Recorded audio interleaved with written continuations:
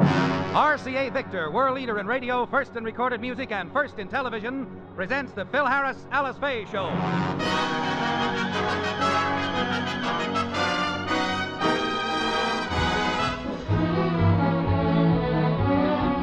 For your enjoyment, here is the Phil Harris, Alice Faye Show, written by Ray Singer and Dick Chevrolet, with Elliott Lewis, Walter Tetley, Robert North, Janine Roos, Ann Whitfield, Walter Scharf and his music, our guest star, Norris Goff, and yours truly, Bill Foreman.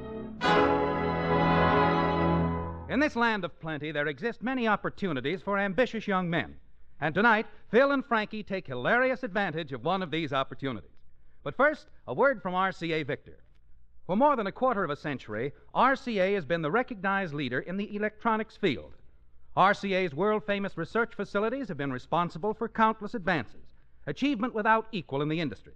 In television, the same extensive research has resulted in discovery of a revolutionary new circuit system for home receivers. This circuit system now brings you television with picture power. Take the Preston, for example. Like all RCA Victor supersets, the Preston was designed to conquer even the most difficult reception conditions. With an electronic supercharger, it brings in pictures unbelievably clear, steady, and bright. In the city, in the country, in any television area, the Preston brings you best reception possible thanks to picture power. So, ask for the RCA Victor Preston. It's available now. The Preston is a magnificent 17-inch table model superset made by RCA Victor, cornerstone of home entertainment for 3 generations. And now the stars of the RCA Victor program, Alice Faye and Phil Harris.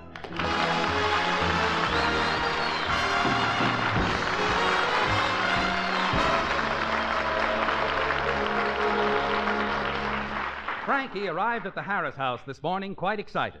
He has an opportunity to buy a business, and he's been trying to convince the Harrises to lend him the money. So you see, Alice, this is a great opportunity. Now will you lend me the money? Well, I'd love to, Frankie, but you see, my money is all tied up, and it's silly to break open a bale just for that. Fine friend. You think I was asking for a lot of money? All I want is a lousy $45,000. Well, I don't have to come to you, Alice. I know a man who'll lend me as much as I need. All I have to do to get it from is to say the word. Curly. Try another word. Am I to understand that you, my pal, are refusing to lend me the dough? Yeah. What's the matter with you, Curly? You know I'm good for the loan. I borrowed money from you before, and I've always given you collateral, and I'm willing to give you collateral again. No, thanks. I got an incinerator full of your collateral. An old guitar pick, a box of Halava, an African nose ring, a cut glass doorknob, and a 1938 telephone book. Classified. Yeah, it's classified. I should have known better than to ask you people. I would have gotten the money from my father, but Dad's winery is at a standstill right now. Oh? What happened to old Hogshead Remley? Bad grape crop? Oh, no, the crop was good. In fact, his bins are loaded with grapes. Then what's wrong? Dad developed a bunion on his foot at the height of the stomping season. All right, Frankie. Look, we'd like to help you, but $45,000 is an awful lot of money. Well, that's what the business is worth. I don't need all that cash, just part of it. How much? For $200, I could swing the deal. Here's $8. Rock it a little. I'll take it. Remley, do you mean to tell me that you could close this deal for only $200? Yeah, and like I told you, it's a wonderful tourist agency. Big offices, right on the corner of 5th and Main. Oh, 5th and Main, huh? Gee, that's a swell location. Guy could do pretty good. Hey, Remley, look, if I put up the $200, will you make me a partner in this tourist agency? It's a deal. Give me the money. Well, here it is. Gee, I kind of hate to part with this. Why? Well, I was saving it up to buy Alice's Christmas present. Huh? Yeah, I had my eye on a whipcord coat with a coonskin collar. It's a lovely thing, but, well, she'll just have to wear last year's chinchilla with the mink lining. Come on, Remley, let's go down and buy that business. I don't think you ought to go along, Curly. Give me back the money. No, you misunderstand, Curly. I don't want you to go along because if the guy sees a big star like you, he'll up the price. Oh, yeah, I can understand that. Yeah, sure. I'll let you know as soon as everything's all set. Don't call me, I'll call you. So long. Phil, you gave him $200 to buy a business. And the least you could do is go down to 5th and Main and check on it. Please, Alice, I trust Frankie implicitly.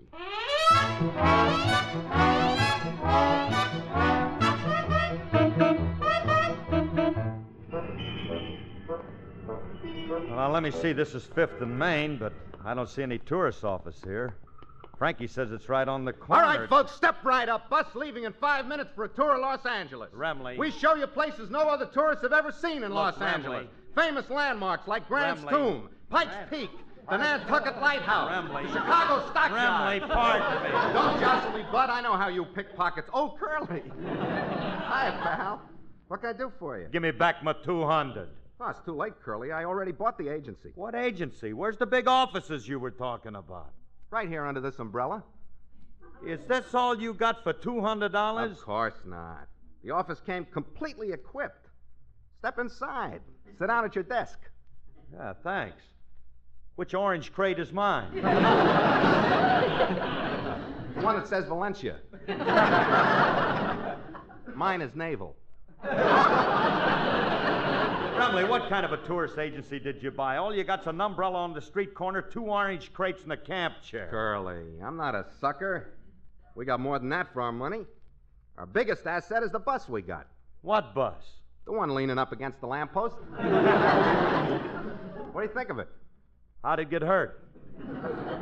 Gee whiz, how do you expect to do business? Nobody's going to get in a thing like that. That's what you think. Take a look in the bus. It's practically filled. I only have room for a few more passengers. Well, I'll be darned. You got it clear full of... Remley, What? them are dummies. Well, I can't afford to hire live shills. After all, I'm just starting in this business. I have to make the bus look crowded, otherwise people won't get on. I know, but putting dummies in a bus just... Wait a minute. Remley, one of them just moved. Oh, her. That's the little old lady who came with the business. She's been waiting 3 days for the tour to start. Look, Frankie.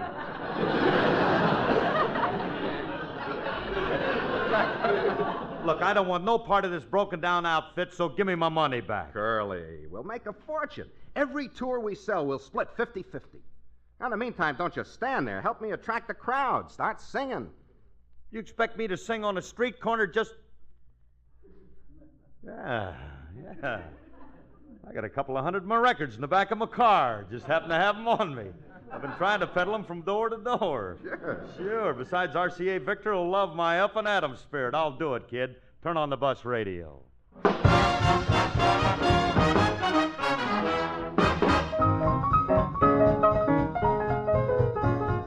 Long, long ago in New Orleans, on a little street of dreams, there I heard a crazy band. That was where the blues began. There was Memphis Joe with his hidey-ho moaning on that saxophone. There was Slip-Horn Slim, you've heard of him, and his laughing slide trombone. Peg-Leg Pete playing hot and sweet on the bacon pot of can. Dancers swayed as they played, that was how the blues began. There was Dog-Faced Jet with his clarinet hitting high notes up and down. Smoky Moke was there with his slick black hair beating his drums like a clown. While the booga-booga-booga of a big brown jug by a hip cat dressed in jeans, that was how those blues were born in New Orleans. Peg-Leg Pete and his violin made of bacon pot of tin. Hollers, I let them folks come in. Dog-Faced Jet and his clarinet, the cutest pair I've ever met.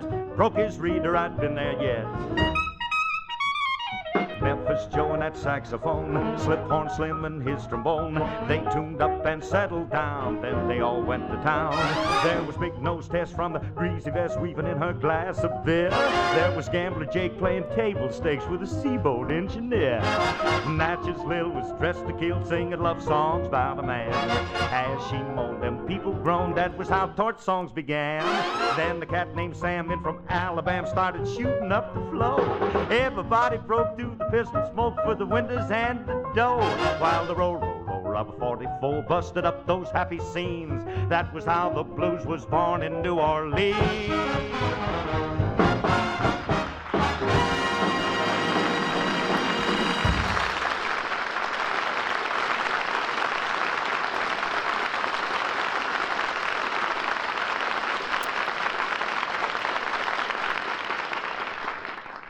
Hey, Curly? Yeah. It worked. Your singing attracted a huge crowd. It did? Yep. One old man with a straw suitcase. Oh, you mean that little old man with the Sears Roebuck catalog under his arm? Yeah. Hey, looks like a real rube, huh? Yeah. He'll be a cinch to sell. He'll probably want to see the Hollywood stars, but he won't know one from the other. So? So, no matter who he wants to see, we'll tell him you're it. But Remley, I can't Now do... remember, we split 50-50. Hey, Grandpa, how would you like to take a motor tour through Hollywood and see all the motion picture luminaries? Huh?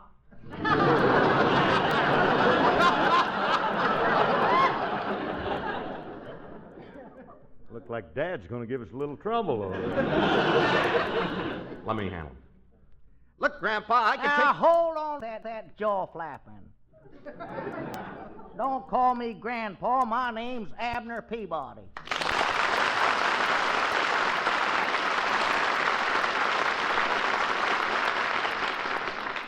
Abner Peabody, huh? Well, that's very Me nice. and Lum Edders runs a Jot 'em Down store in Pine Ridge. Yo, that's peachy. Now, Say, you remind me of a feller that sold me a carload of fertilizer in Little Rock.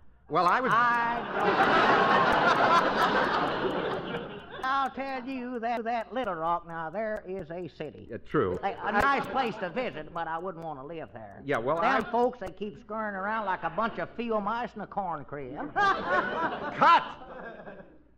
Say, Ab, I know you just blew in from the country and you'd like to see some of the movie stars. Do you know any? I know them all. You just name one and you got 'em. How about that Ronald Coleman feller? I'd sure like to see him. You got 'em. One Ronald Coleman coming up. Ah, Benito, if I were king, I'd love you like the world. Ah, if I were king, Benito, I'd give you everything. Ah, Remley, do something fast. I can't keep talking like this. Say, on second thought, I think I'd like to see that Frenchie, Charlie Boyer. Charlie Boyer? That's easy. Then you do it. The man won't buy the tour unless he sees Charlie Boyer. Come with me to the Casbah, Toots. There we will be known as Toots and Casbah. I know this is a lousy joke, but I am ad-libbing. Hey, I changed my mind. Why waste my time on them fellers? I'll tell you who I really want to see. Who?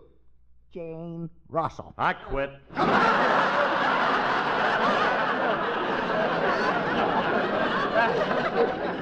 Hey, son, tell me something, will you? What?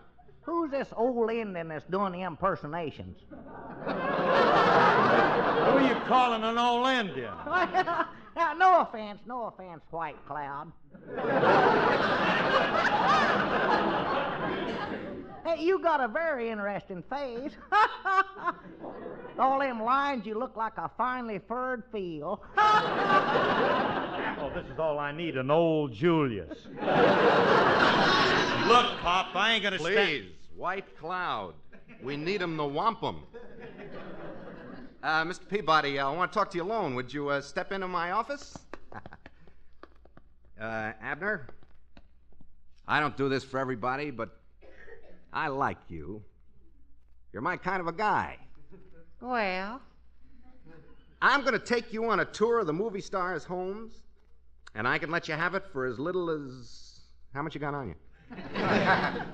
Well, I got a $20 bill, but I'll need $6 of that for bus fare back to Pine Ridge. 6 out of 20 leaves 14, and by some strange coincidence, that's the price of the tour. No, can't do it. See, I'm going to be here for 3 days, and if I spend the $14, why, I won't have nothing left to live on. Well, by an even stranger coincidence, this is a 3-day all-expense tour. Food and lodging? And I'll throw in a bottle of dandelion wine. Well, I don't drink, but I'll take the trip. Yeah, here's my $20 bill. Thank you. You just get in the bus. Hey, hold on there just a minute. I got $6 coming back. Sorry, sir. Here's your change. 2 $3 bills.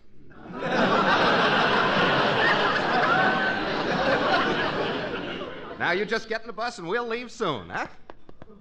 Curly. Yeah. Hey, we're all set. I sold him a tour of the movie stars' homes for $14. Good. Let me have my half. Okay. Here you are. Oh, goody. Just what I've always wanted, a $7 bill. They are a collector's item. Remley, I ain't taking no odd-numbered bills. Now, let me have it in good currency. Very well. Here's 2 4s. Give me $1 change. Will you give them? Now, let's take this guy to the home of some broken-down star and brush him off fast. Okay. I know just which one to take him to, too.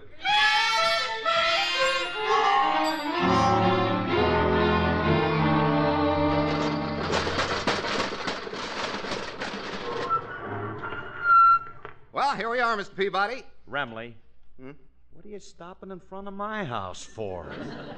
You said we should take him to the home of a broken-down star. You're the only one I know. Mr. Peabody, you're in for a big treat.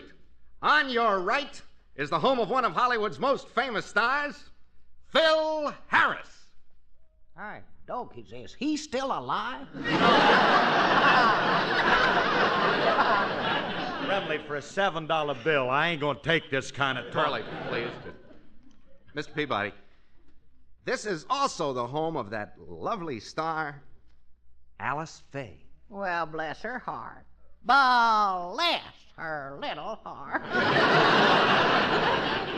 She's my favorite actor. Come on, feller, let's get in their house there and see her. Yeah. Hey, Remley, we can't go into my house. Alice will kill me. We gotta let him go in or he'll want his money back. Okay, but now look, don't tell Alice he's a tourist, for goodness sakes. Tell her he's some important person who's visiting Hollywood. We gotta fool her. Who should I say he is? I don't care who you say. Use any big name you happen to think of. Yeah, hurry up, fellers. I rung the bell. Miss Faye ought to be answering the door any minute. Look, Abner, when you meet her, try to... Oh, hello, Frankie. Hello, Alice. I want you to meet a dear friend of mine. Miss Faye, this is Noel Coward.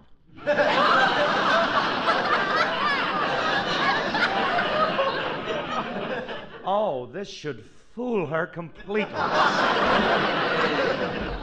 Frankie, what in the world made you come up with that name? That was the only important name I could think of outside of Sabu. Without an elephant, we couldn't have gotten away with that one. No.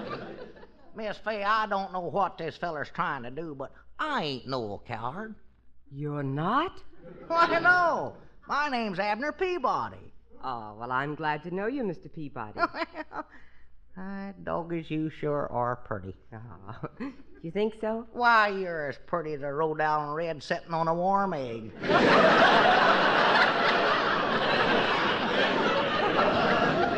Oh, you should have seen me before I lost my pin feathers. Wait a minute.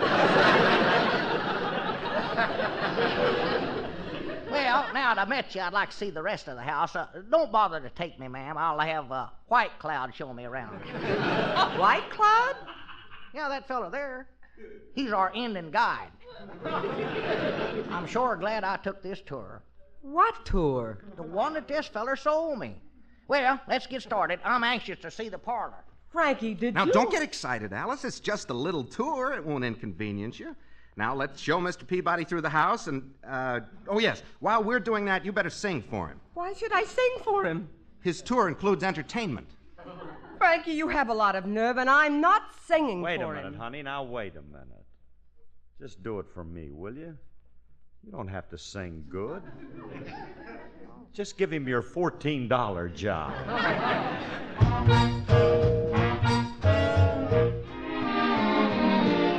Why did I tell you I was going to Shanghai? I want to be with you tonight. Why did I holler I was going to Shanghai? I want to be with you tonight.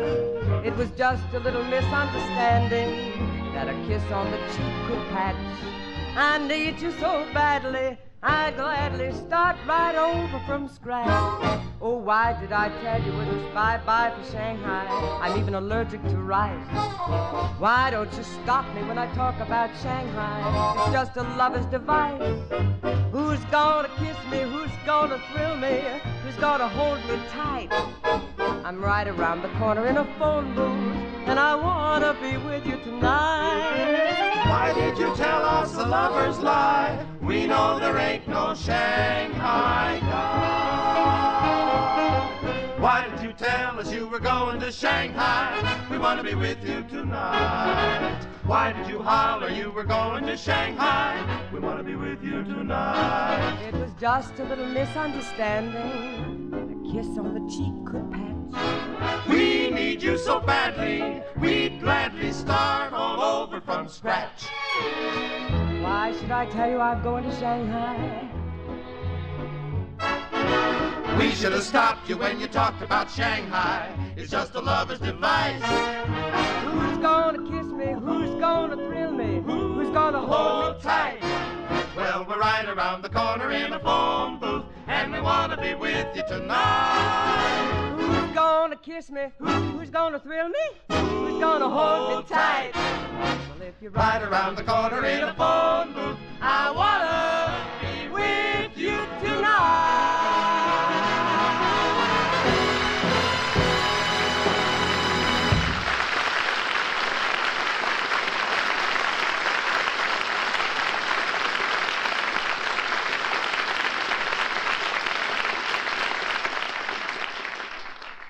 Oh, Miss Faye, honey, that was uncommonly pretty.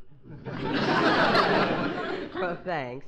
And now that you've seen the house and I've entertained you, you'll have to excuse me. You see, it's time for lunch. It sure is. I know it. You know, I'm hungry to bear. Boil my turnips nice and soft. I ain't got my eating teeth with me. Oh, your little woman just packed your talking ones, huh? By the way, Miss Faye, while you're fixing lunch, I'd like to make a few phone calls. Where's your telephone? Oh, it's right over there. Oh, yeah, thank you. After I make my calls, I want to wash up for lunch. Where's your bathroom? Right through that door. Which way do I turn when I get outside?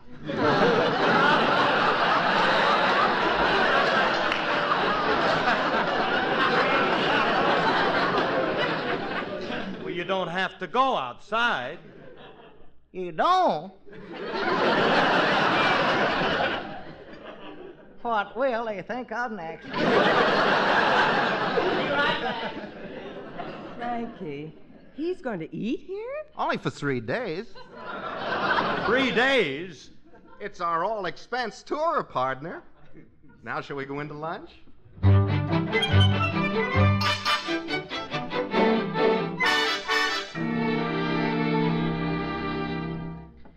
Well, sir, I'll tell you, that's as fine a table of victuals as I ever pulled a chair to. Don't know how you folks can afford to feed me like this for 3 days for only $14. We use tainted food. I'm gonna like it here, you know. It'll be real cozy like as soon as them fellers get here. What fellers? Well, I called the station, told them to send over my belongings, and then I called a grocery store and ordered a few provisions and... Provisions? Oh, Phil, this is too much. You've got to get rid of them, but be subtle about it. I know that, but how can I get rid of him without hurting his feelings? How about setting his beard on fire? Rambling.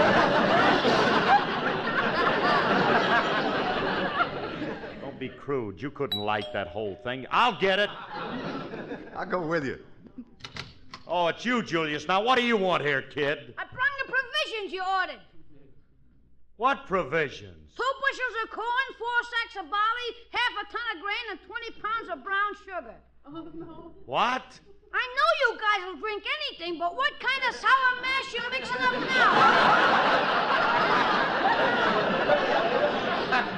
now? Look, kid, I didn't order that stuff. Who is it, Phil? Oh, hello, Julius. Hello, Miss Faye. Hey, you look upset. Oh, I am. Say, Julius, maybe you can help me. I want to get rid of an old man who's hanging around the house. It's about time. Step aside, Miss Faye. I've been wanting to do this. Stop hitting me on the head with that stale salami. Julius, I didn't mean Mr. Harris. I want to get rid of another old man. Another one? What, do you got a stockpile of old men around here? Hey, what's going on in here? Oh, well, I see you brought my grain. Who's this, your brewmaster? Well, I'm the feller that ordered this stuff. See, I need it for... Oh, I'll answer it. Yes, more likely for me. Must be the things I had sent up from the station. Express Company. I got some things for Abner Peabody. Hell, that's me. Just send them right in here, son. Just wait till you folks meet Melindy. well, who's Melinda? I'll introduce you. Lindy, come in and say hello to the foe. Get that cow out of my living room. And now, don't get excited, Miss Faye. See, you'll learn to love Melindy. Give 6 quarts a day. By the way, when you milk her tonight, be sure you wear your mittens. She shudders at a cold touch. Phil,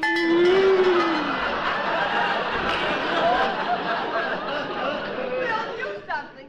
He's got a cow in our house. Well, it could be worse. You're lucky he didn't bring in a pig. I had to open my fat mouth. This is all I can take. Listen, you get these animals out of here, you old goat. You talk too much, Curly. Oh, Phil, Frankie, just don't stand there. Get rid of these beasts. Go on. All right, beat it. Get out of here. Get that cow out. Hit the road, will you? All right, hit the ramp. Get out of here. Don't touch them animals. Just a minute. Get your hands off of them animals. Now, listen here. I brought them for the livestock show. Oh, Phil, what a horrible day. All those animals running wild in the house and Honey, Frankie carrying go to on. sleep, please. I'm sorry. Please forgive me, will you? Don't try to make up to me.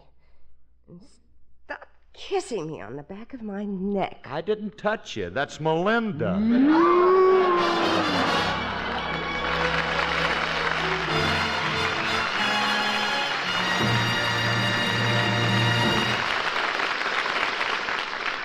Alice and Phil will be back in just a moment.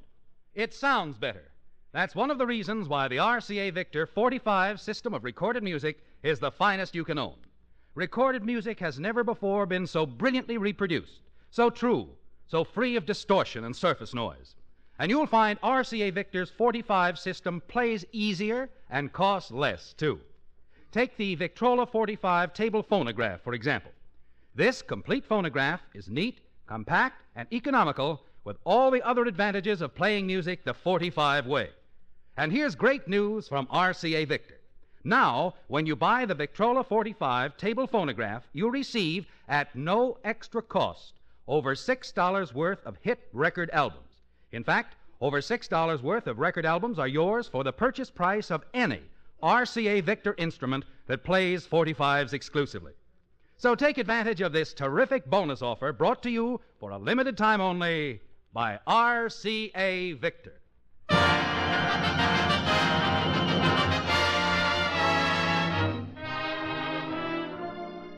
Folks, this is Phil again. The National Safety Council is asking for help from every driver or pedestrian in its campaign to postpone the millionth traffic death to occur in the United States. And unless such help is given, the millionth traffic victim will be killed within a few days of Christmas this year. Don't bring about this tragic event through an accident that you can prevent. Take it easy when you drive. Good night, everybody, and thanks. Good night, everybody. This program is produced and directed by Paul Phillips. Our guest star, Norris Gaunt. Remember, whether you're buying a television set, a radio, a Victrola phonograph, or records, put your faith in the cornerstone of American home entertainment for 3 generations. RCA Victor, world leader in radio, first in television. Theater Guild on the Air, next on NBC.